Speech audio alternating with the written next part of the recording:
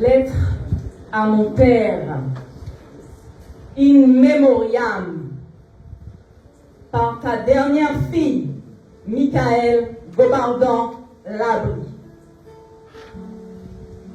Papa, lorsque je te dirai ces mots, moi, je me tiendrai debout, ou du moins j'essaierai de me tenir debout aux côtés de ton corps allongé et profondément endormi. Tu as tiré ta révérence, somme toute, bien comme tu as vécu, avec dignité et fierté, mais surtout combativité. Puis le rideau s'est refermé. Mais ma passion pour la Sainte Bible me conduit à être assuré que ceux qui se sont endormis avec espérance en le Christ sont appelés héros de la foi. Ils nous environnent maintenant en ce que l'Écriture appelle la si grande nuée de témoins. Alors je prendrai le parti, papa, de m'adresser à toi en me figurant ton visage, comme si réciproquement tu pouvais regarder le mien. Du moins pour cette ultime fois. Lettre à mon père, fenêtre d'ouverture. Notre vécu ensemble, mes souvenirs. Papa, si notre histoire commune était un conte poétique et qu'il était de mon devoir de la raconter à mes fils, je la comparerais à un magnifique ciel breton. Un ciel breton, puisque sa météo est dense, à l'instar de ce que fut notre vécu émotionnel et telles que l'ont été les composantes de celui-ci. Un ciel breton dont la luminosité limpide commença à poindre dès l'aurore de ma vie, lorsqu'au creux de tes bras, je fus sécurisé par ce sentiment d'appartenance qui devrait me suivre toute ma vie. Un ciel breton, rayonnant à la chaleur d'un insouciant soleil d'enfance, assuré que j'étais toujours de ta protection paternelle qui, contre quiconque se risquerait à houspiller ta progéniture, ne connaîtrait ni loi ni pitié. Un ciel breton où averses intenses et bourrasques soudaines ont émaillé les voûtes de l'adolescence avec en toile de fond un cortège d'incompréhension réciproque. Un ciel breton où les nuages se sont peu à peu dissipés, où est revenue la clarté accalmée de la maturité d'un âge adulte béni d'avoir pu poser à temps des scellés d'amende honorables de part et d'autre et dans les temps. Un ciel breton dont le point culminant d'incomparable beauté s'est trouvé en son crépuscule, paisible, rasséréné, douceâtre, présageant le soir de ta vie. Un ciel breton où désormais il fait nuit noire, ton corps dort d'un profond sommeil et la sombreur enserre mon âme. Un ciel breton dont il est su que l'heure la plus sombre est celle qui précède le lever du jour. Un ciel où donc l'espérance luit comme un phare au creux de ma nuit. Lettre à mon père, fenêtre de transition. L'instant présent, tu n'es plus là. Papa, un vent brusque a ouvert devant toi les battants incontournables des portes de la vie. Et le temps de bruissement d'ailes, tu t'y es engouffré. Ton départ fait trotter dans ma tête les strophes véridiques de ce poignant cantique. Quand le vol de la tempête vient assombrir ton ciel bleu, au lieu de baisser la tête contre les bienfaits de Dieu. S'il vous plaît.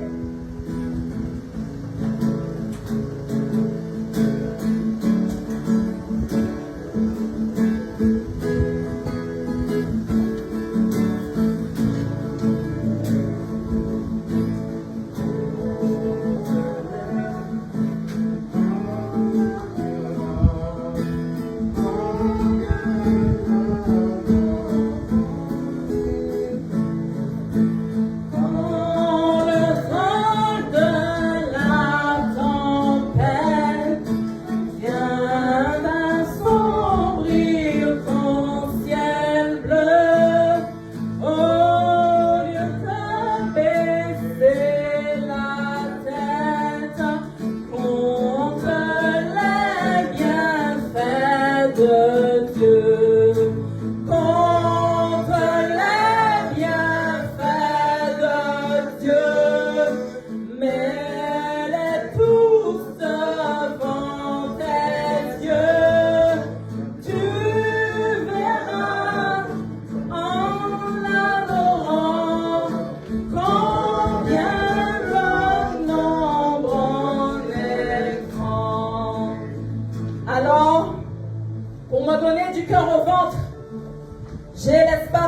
instant, décentrer mes regards du déchirement du moment présent pour fixer mes regards sur les fenêtres, sur les bâtons ouverts de l'éternité. En basculement de perspective, je me suis trouvé en mesure de compter les bienfaits de Dieu. Au sens propre, scolairement, comme un père instituteur apprendrait à compter à ses enfants encore petits. C'est alors que j'ai pu lister les grandes prières que j'avais pu porter devant le trône pour toi. 1. J'avais demandé au Seigneur de ne pas me ravir mon père dans mes années de tendre enfance. Et Dieu a exaucé. Il a gardé ton pas et préservé ta vie de tous les accidents. Tu sais, papa, je me suis récemment rendu vers les falaises de l'anse de la savane brûlée pour rendre grâce à Dieu et mieux appréhender ce qui fait mon histoire. Pourquoi fais-je mention de l'endroit? Seuls tes plus proches intimes en comprendront le sens. 2. J'avais demandé au Seigneur de ne pas me ravir mon père avant qu'il n'ait vu mes enfants. Et Dieu a exaucé. Il t'a octroyé la bénédiction que 2 de tes petits-fils aient la grâce de grandir 7 ans dans ta demeure. Naliel, mon enfant miroir, celui qui m'a conduit à une relecture analysée de ma lignée, celui grâce auquel j'ai compris, car en cherchant à le comprendre et se faisant me comprenant moi-même, j'ai pu avoir le soulagement d'enfin mieux te comprendre toi et d'enfin pouvoir pardonner les spécificités à fleur d'âme et excès en tout genre rattachés à l'excès de génie. La surdouance, nous l'avons vécue, toi comme moi, et chacun à notre manière. Naliel, dont la grande intelligence feignait à ton égard une immense espièglerie, mais dont il m'a avoué en confession intime, puisqu'il a maintenant atteint l'âge de raison, qu'il faisait tout cela pour bien te stimuler et pour te maintenir en alerte jusqu'au bout. Yonaël, le dernier de tes petits-enfants, dont l'affection fut une de tes grandes raisons majeures de continuer jusqu'au bout, à combattre pour la vie. Combien de fois nous avons-vous surpris en flagrant délit de complicité, lui te caressant la jambe, toi lui caressant les cheveux, lui nous rétorquant lorsque vous vous trouviez pris sur le fait du haut de ses 3 ans. Je suis en train d'aimer mon papy. Toi, écrivant, puisque tu ne pouvais plus parler, des billets doux pour bébé joie, disant « Yonaël, c'est mon bougre ». Et évidemment, jusqu'à la fin, il fut ton petit assistant. Chaque fois que bien affaibli, tu descendais quand même couler ton béton pour peaufiner les constructions de ton enclos et ta fermette. 3.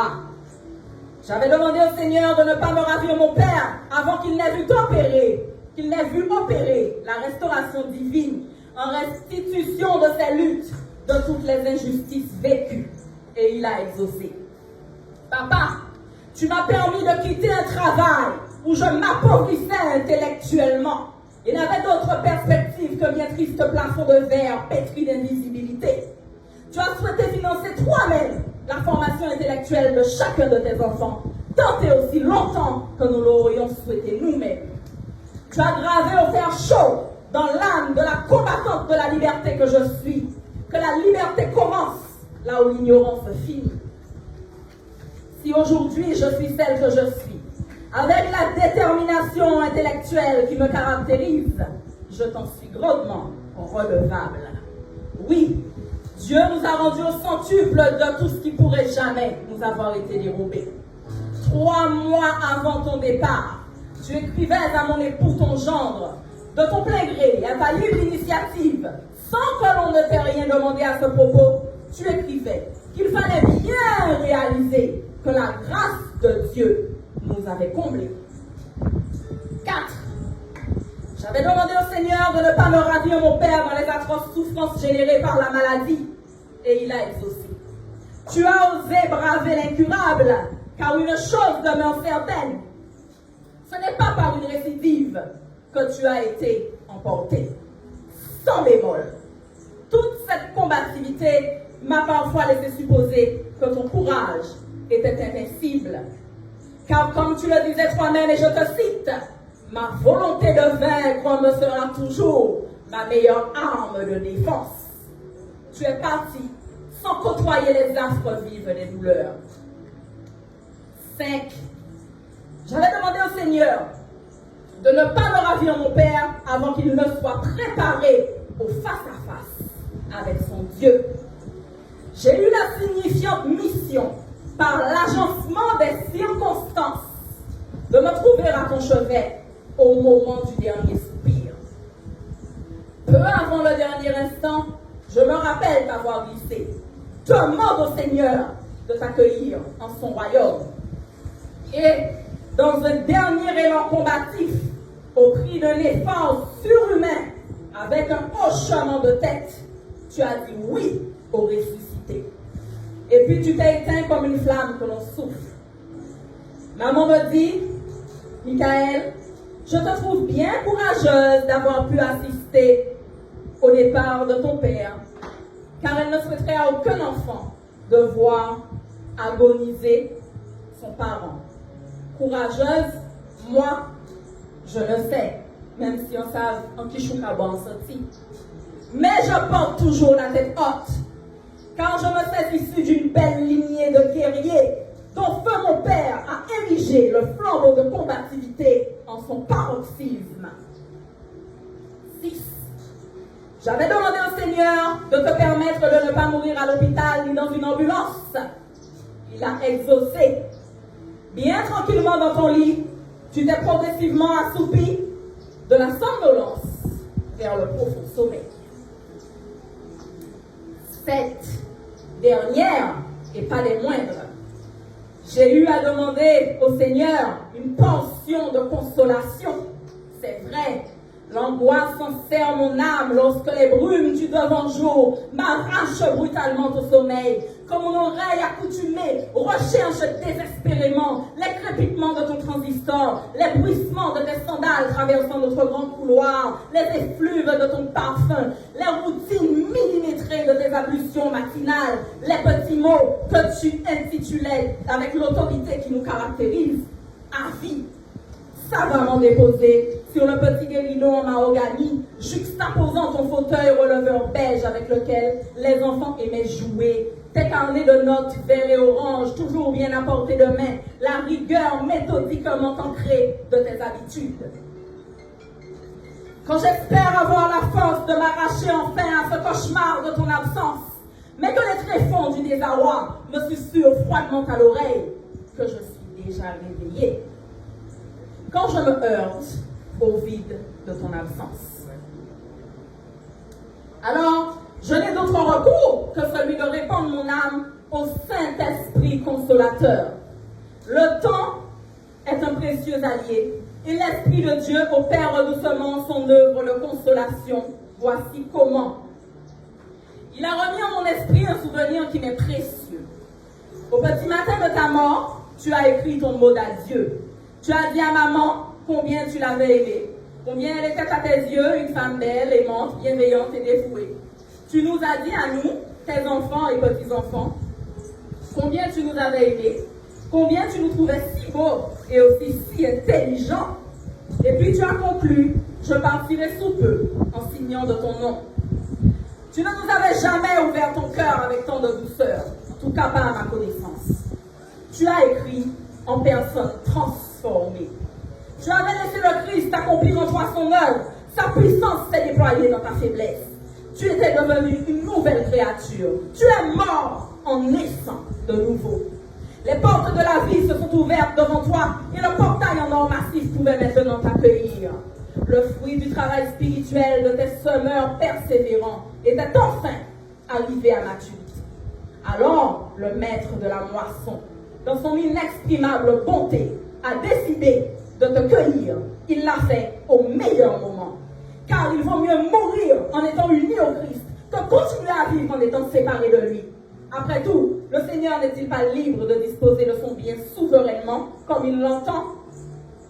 7 étant symbolique de perfection, je pense pouvoir m'en tenir là, quoique les occasions de compter encore ne manqueraient pas. Tu vois, j'ai compté les bienfaits de Dieu et je témoigne réellement combien le nombre en est grand. Même au creuset de la douleur, les occasions de le louer demeurent certaines et nous redressent le dos quand il ploie sous la férule de la souffrance. Lettre à mon père, fenêtre ultime, les serments. Papa, l'ultime volet est de loin le plus ardu et le plus circonstancié. Mais nous sommes, toi et moi, des personnes de circonstance. Tu as existé dans une dimension qui m'a introduite pour ma part à un horizon des possibles depuis toute petite déjà. Avec le cœur immense qui te caractérisait, tu as élargi l'espace de notre foyer familial au tout venant, nous inculquant par là même nos premières leçons d'esprit de service, d'altruisme, conférant du sens aux mots amitié et fraternité. Pour ma part, il m'arrivait parfois, pour te désigner, de t'appeler l'ami des amis. Je me souviens encore comme si c'était hier, être passé de main en main, tandis que comme une poupée, j'étais déposé tour à tour sur des genoux de femmes et d'hommes, de canaliennes et canaliens, qui me gratifiaient de regards bienveillants, un sourire protecteur éclairant leur visage. Et c'est bien aujourd'hui sur les mêmes visages, pour ceux qui sont encore parmi nous, que le temps a creusé des sillons bonifiés. Et c'est bien aujourd'hui sur ces mêmes visages que les regards s'attristent et les sourires s'éteignent. Je sais pertinemment à l'heure où je t'écris qui sont ceux qui ont fait du chemin avec toi. Tous ceux-là sont assurés de notre cordiale sympathie. Je sais pertinemment et d'autant plus maintenant qui sont ceux qui te sont restés fidèles, loyaux jusqu'à la mort, sans coup férir et sans jamais t'avoir trahi. Ceux-là sont nos intimes. Et comme tu le disais, la reconnaissance des gobardants ne tombera pas dans le tombeau de l'oubli. Certains noms de famille représentent pour moi des armoiries de loyauté. Je me souviens encore comme si c'était hier de ta décision de m'emmener à tes conférences politiques dès que j'ai eu l'âge de 9 ans. Sur ta scène oratoire, ta prestance théâtrale m'a tout appris du verbe coquet et affûté. Quelle ne fut donc pas ma stupéfaction lorsqu'après m'avoir permis de prendre le micro en 2008, lors de ta dernière campagne électorale, tu as toi-même estimé avec une incommensurable satisfaction que j'avais toute ta validation pour mes performances oratoires, que tu pouvais te retirer avec le sentiment du devoir accompli et la fierté d'une relève digne de porter ce nom de gobardant que tu affirmais haut et fort avoir gravé en lettres d'or au fronton de l'histoire canadienne. Après tout, tu as eu raison. Peut-être et sûrement même y a-t-il d'autres exemples, mais pour ma part, je n'en ai point connu, qui aurait réussi à autant marquer les esprits et l'histoire d'une localité sans y avoir jamais officiellement été le chef d'édilité. Rien n'a pu altérer ton allure, ton port altier et ton charisme. Et pourtant, nous en avons vu. Entre traversées du désert et périls entre les faux frères, entre jalousie subreptice et calomnies insidieuses. Après tout, nombre de ceux qui, de ton vivant, auraient cherché à te tirer dessus à balles réelles, ont fini par réaliser à ta mort et encensent maintenant ta mémoire. Comment en vouloir à quiconque? Souvent, trop souvent, n'est-ce pas en la mort d'un homme que se consolide sa valeur? N'est-il pas écrit que la fin d'une chose vaut mieux que son commencement? Sans faille, tu as tenu le cap de tes engagements et de tes convictions.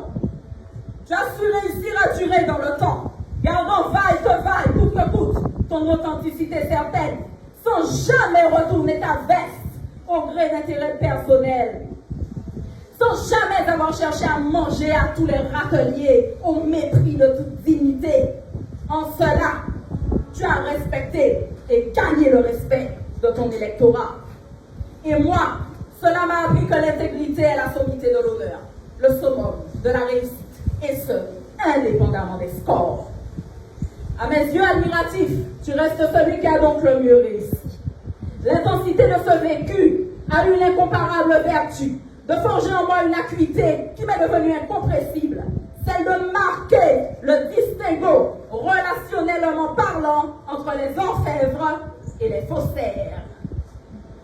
Avoir accompagné l'instant de ton départ m'a rendu forte, m'a permis de relativiser bien des épreuves. Et je sais que ce que j'aurais pu auparavant considérer comme des vives blessures sera dorénavant devenu instantanément et définitivement indolore pour moi. Tu avais coutume de répéter que les prénoms de tes 4 enfants se terminaient par elle, car tu nous avais donné des ailes que nous puissions voler bien haut. Ne t'en fais pas, papa.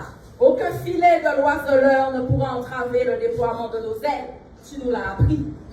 Je me souviens encore comme si c'était hier que tu avais fait de notre demeure la permanence de l'écrivain public. La permanence de l'écrivain public où nombre de Canadiens se massaient pour trouver auprès de toi des issues à leurs doléances et repartaient grandement comblés, te gratifiant d'un « Merci, monsieur le maire ». Je me souviens encore comme si c'était hier que tu te baladais dans notre grande maison, arpentant les couloirs en déclamant ces vers du grand Victor Hugo avec la tonalité théâtrale qui caractérisait ta voix. Demain dès l'aube, à l'heure où blanchit la campagne, je partirai.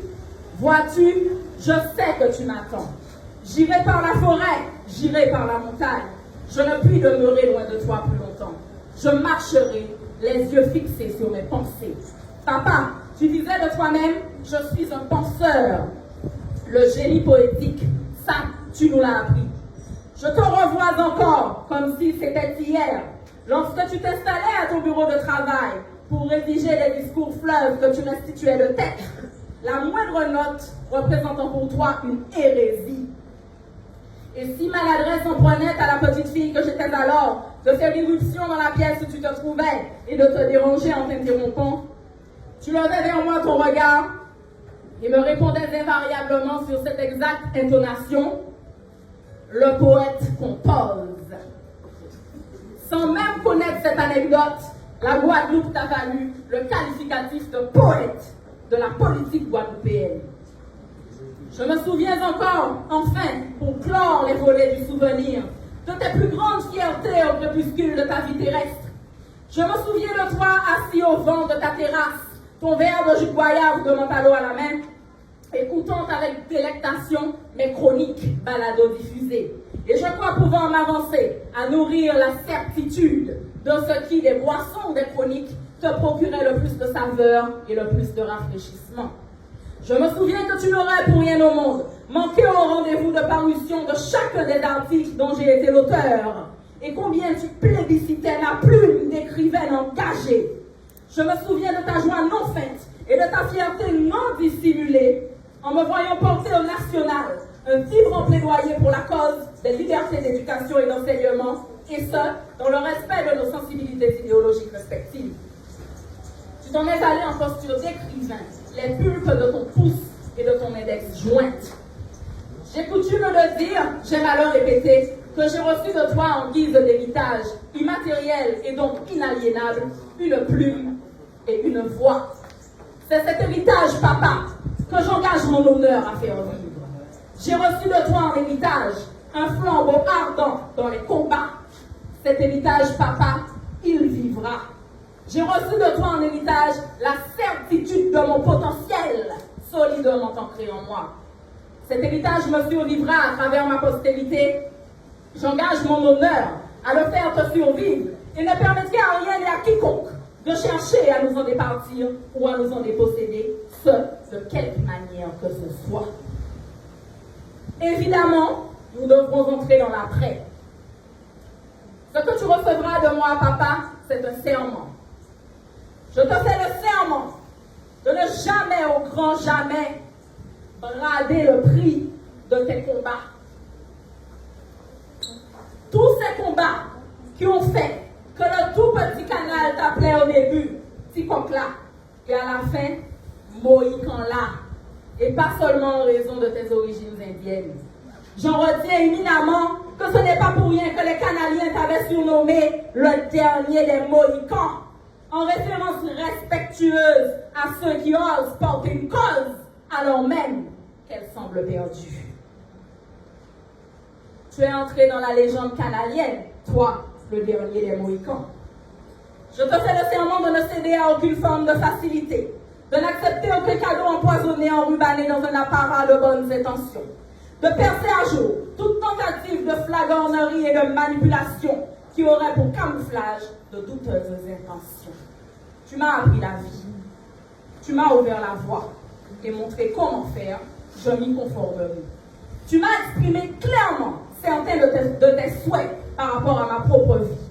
J'en tiendrai compte par affection filiale et parce qu'ils étaient tiens.